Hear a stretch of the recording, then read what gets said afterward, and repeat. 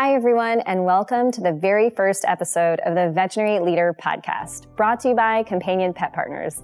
I'm your host, Dr. Kate Elden, and I'm so glad you're here. This podcast is about leadership in veterinary medicine. Not leadership as a title, but leadership as the daily choice to step up, to influence, and to help shape the future of our profession. For our first season, we'll be hearing from some really amazing leaders from across our industry, including Drs. Andy Rourke, Marie Holloway-Chuck, Sarah Wooten, and Kawayne Stewart. And on this episode, let's get us started by sharing a little bit about myself and why we recorded this podcast. If you take away one thing, it's this: leadership isn't always a straight path. It has twists and turns, and that's all part of the journey. So like many veterinarians, I grew up with a love for animals, especially horses. I was horse crazy, but my parents were not equally so. I had some defining moments on my path that really set me on this journey to becoming a veterinarian. And the first one started with my brother, Michael.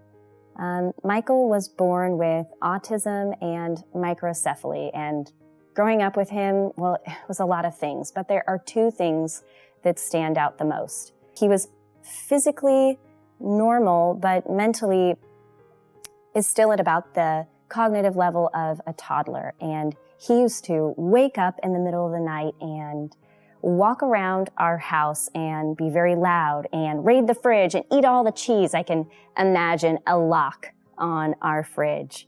And the other thing he used to do is he would step out into the middle of the street without looking. And this terrified my parents, naturally.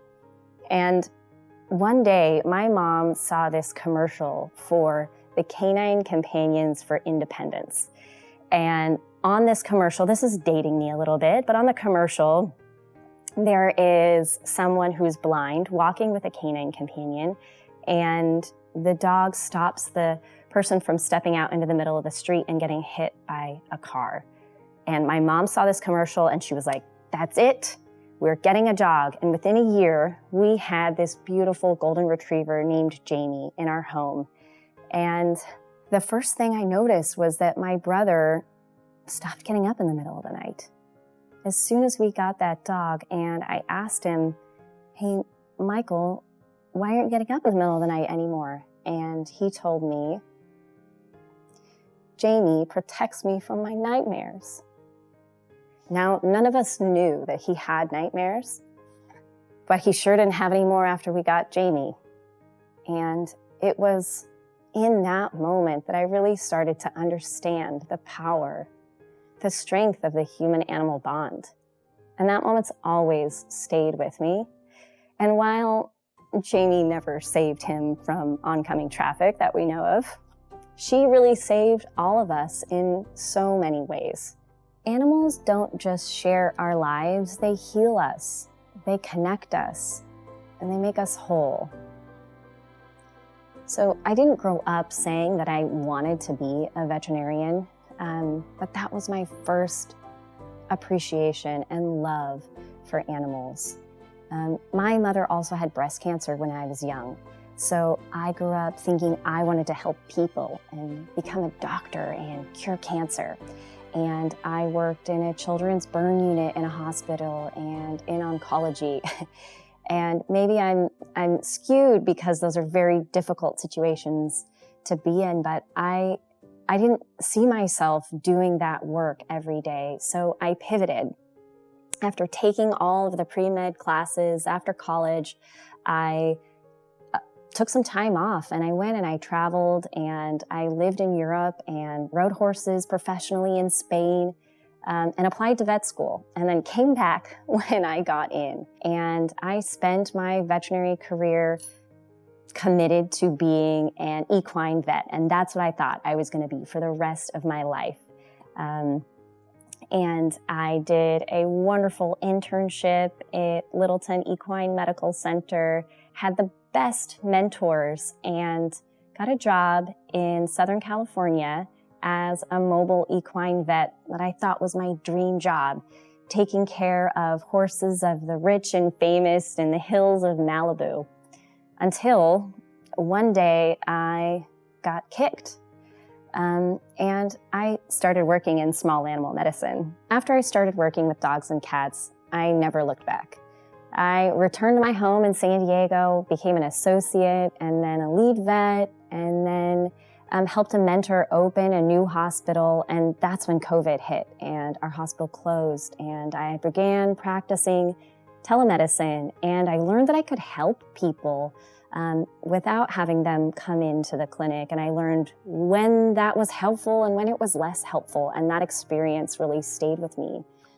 Later, I became the medical director at the very hospital that I grew up taking Jamie to when I was a kid. And that's how I got connected to Companion Pet Partners. And that was my first experience of leadership at scale. I was in that role for a little while, and I had a reunion with some of my best friends from vet school. And one of my girlfriends said to me, "Kate, that's the perfect role for you. You've always been a leader." And what she didn't know was that I had been feeling imposter syndrome most days working as a medical director. And it wasn't until I heard her saying back to me, "You've always been a leader." And I remembered, I was president of the Equine Medicine Club, and I was never afraid to speak up for what I thought was right and lead groups. It wasn't until I heard that reflected back to me that I really felt that role myself. And I bring this up because I think most all leaders go through some time of feeling imposter syndrome. And I want to say that it's normal. And leadership isn't about being perfect. It's about showing up and listening and serving our teams and our clients and the pets that we really care for. Over time, my path has shifted again from hospital leader to my current roles as medical director of telemedicine at Companion and leading our new graduate mentorship program with the amazing Kelsey Collins. What I've realized is that yes, I've always had this deep love for animals, but also I have a deep love for veterinarians, and veterinarians are my people. Early on in my career, I wanted to go into human medicine and help people. And what I've realized is that really it's a combination of the two. I love and will always love animals and want to serve them, and veterinarians. We're a quirky, purpose-driven tribe, and I would do anything for my veterinary community so that we can prosper and grow and lead our future together. What gets me up and smiling in the morning is leading our telemedicine program and our new graduates and our mentorship program that we have at Companion. These are the things that are fulfilling and that give me purpose on the daily. The ability to increase access to care, support our hospitals, our teams, and ease the load for fellow veterinarians. I can reach underserved communities, people that can't physically make it in, offer a concierge service to those that opt in, and just create better workflows so veterinarians can focus on seeing the pet in front of them. I get to help build, guide, and mentor the next generation of veterinarians. That's my why.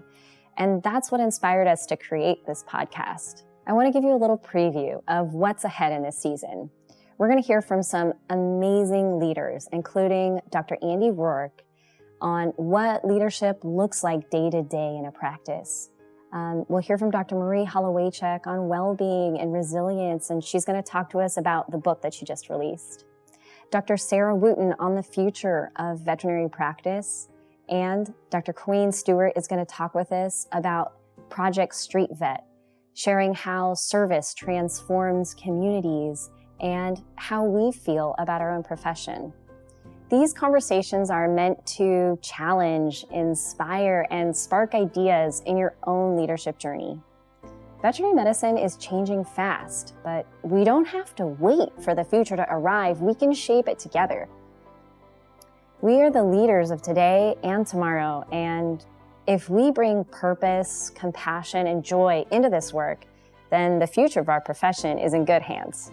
Thanks for joining us on this journey. Let's step into leadership together and have some fun while doing it.